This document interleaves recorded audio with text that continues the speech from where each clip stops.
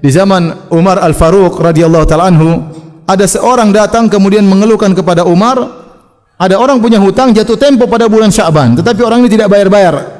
Maka dia bawakan surat bukti kepada Umar, di situ tertulis bahwasanya dia harus bayar hutang atau dia punya kewajiban harus dia tunaikan pada bulan Sya'ban. Maka Umar bertanya kepada orang ini yang antum tulis ini Sya'ban yang mana? Sya'ban tahun sekarangkah atau Sya'ban tahun lalukah atau Sya'ban tahun depan? Karena belum ada nomor tahunnya. Yang ada baru nomor bulannya. Nomor bulan sudah ada sejak zaman jahiliyah. Tapi tahun keberapa enggak ada. Sehingga surat ini susah untuk membuat sebagai tagihan karena tidak ditulis bulan Sya'ban tahun berapa. Akhirnya Umar bin Khattab radhiyallahu anhu memandang perlu mengumpulkan para sahabat untuk membuat tahun Islam. Maka bermusyawarahlah mereka, di antara mereka ada yang mengatakan kita mengikuti tahunnya orang-orang Romawi. Umar menolak. Ada yang mengatakan kita ikuti tahunnya orang Persia. Sudah ikuti tahun mereka tahun keberapa? Umar menolak. Ada yang mengatakan kita menjadikan tahun pertama adalah tahun kelahiran Nabi sallallahu alaihi wasallam. Maka Umar pun menolak. Ada yang mengatakan bagaimana kalau kita menjadikan tahun pertama Nabi diangkat menjadi seorang Nabi sebagai tahun pertama Islam. Umar pun menolak. Sampai akhirnya yang disepakati oleh Umar, disepakati oleh sahabat seluruhnya adalah menjadikan tahun hijrahnya Nabi sebagai tahun pertama apa? Islam. Namun Nabi tidak berhijrah di bulan apa? Muharram. Ya, jangan salah sangka.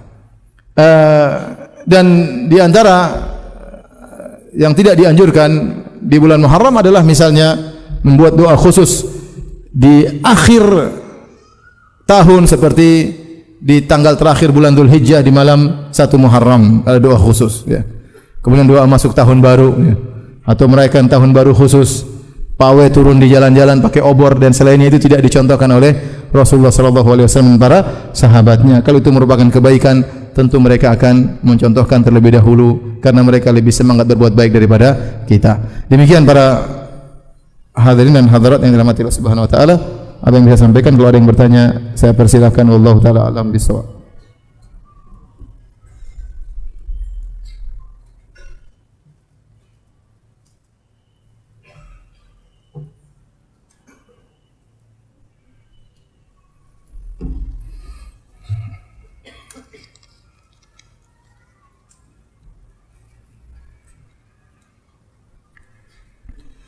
Adakah hari-hari atau tanggal-tanggal yang diharamkan untuk berpuasa?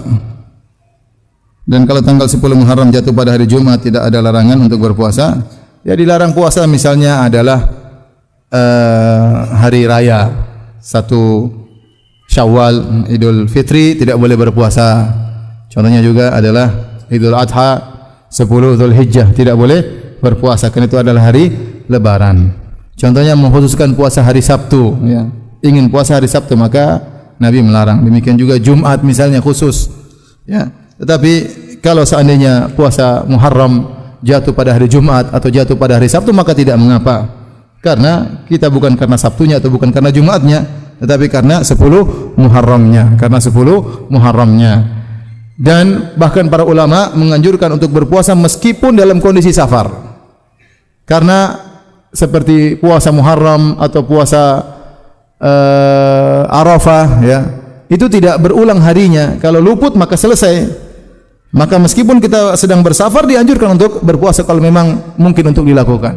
Berbeda dengan bulan Ramadan. Kalau bulan Ramadan kita sedang bersafar, sulit bagi kita berpuasa, maka kita boleh batal karena masih bisa diganti di bulan-bulan yang lainnya. Tapi kalau Asyura atau puasa Arafah tidak bisa diganti, ya. Enggak bisa diganti di bulan yang lainnya karena tanggalnya yaitu aja. Azan kah? Kalau azan silakan azan terlebih dahulu. Pertanyaan berikutnya, salah satu bentuk rasa syukur Rasulullah SAW adalah beliau berpuasa di hari kelahirannya. Apakah puasa di hari kelahiran merupakan sunnah? Jawabannya, ini spesial buat Nabi SAW. Karena lahirnya Nabi SAW adalah anugerah yang luar biasa. Kata Nabi SAW, Ana rahmatun muhdah. Aku adalah rahmat yang dianugerahkan oleh Allah Subhanahu Wa Taala. Ya, dengan Nabi SAW maka manusia keluar dari zulumat ila nur, dari kegelapan menuju cahaya. Dan terlalu banyak, ya, keagungan Rasulullah SAW. Maka Nabi mensyukuri hari kelahirannya dengan berpuasa. Dan itu bukan setiap tahun, tetapi setiap pekan. Setiap apa? Pekan. Jadi bukan setiap tanggalnya, tapi Nabi tinjau dari harinya. Setiap hari Senin Rasulullah SAW berpuasa. Dan ini tidak diikuti, dilakukan oleh para sahabat. Para sahabat ya, mereka banyak orang mulia. Mereka juga tokoh-tokoh bersejarah yang ikut merubah sejarah Islam menuju pada kebaikan. Tapi tidak ada di antara mereka yang berpuasa karena hari kelahirannya. Kalau sahabat saja tidak, apalagi kita. Nah, sebagian kita dia lahir terkadang bukan membawa cahaya menuju kegelapan ya. Atau kegelapan menuju ke cahaya ya. Terkadang tadi cahaya menuju apa? Kegelapan. Terkadang keberadaan dia di alam semesta ini tambah bikin masalah ya.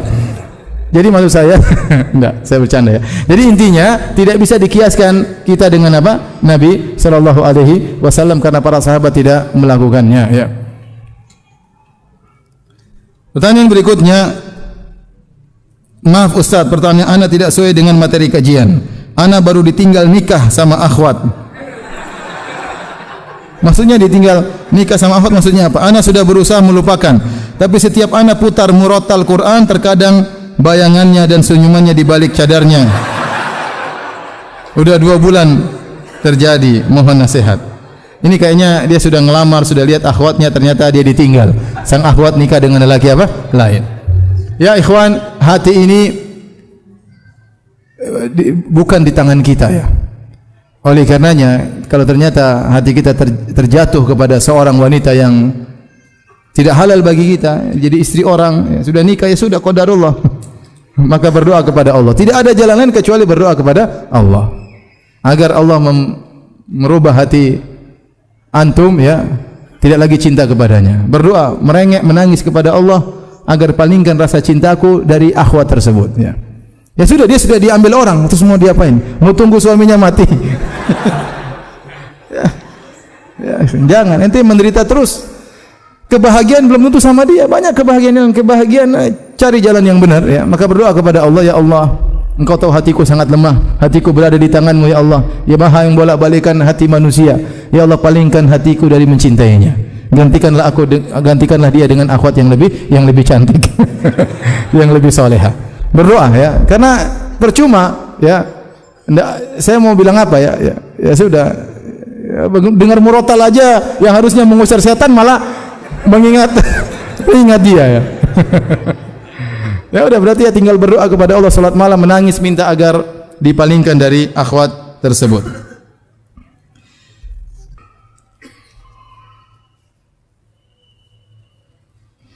Kalau ana sedang melakukan puasa sunnah Nabi Daud, apakah bisa melakukan puasa sunnah Muharram atau tetap ana melakukan puasa sunnah Nabi Daud? Tadi saya katakan Ibn Taimiyah rahimahullah berkata, kalau kebiasaan orang puasa Nabi Daud sampai setahun penuh, maka di bulan Muharram pun dia tetap puasa Nabi Daud. Ini tama, Ustaz, bolehkah saya puasa pada hari Minggu? Karena pada hari itu saya dilahirkan.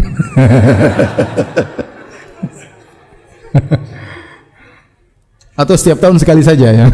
Dua-duanya tidak boleh. Tapi demikian saja kajian kita. InsyaAllah kita lanjutkan pada waktu yang ditentukan. Nanti tunggu iklannya saja ya. Subhanakallah bihamdik asyhadu an la ilaha illa anta astaghfiruka wa atubu ilaik. Assalamualaikum warahmatullahi wabarakatuh.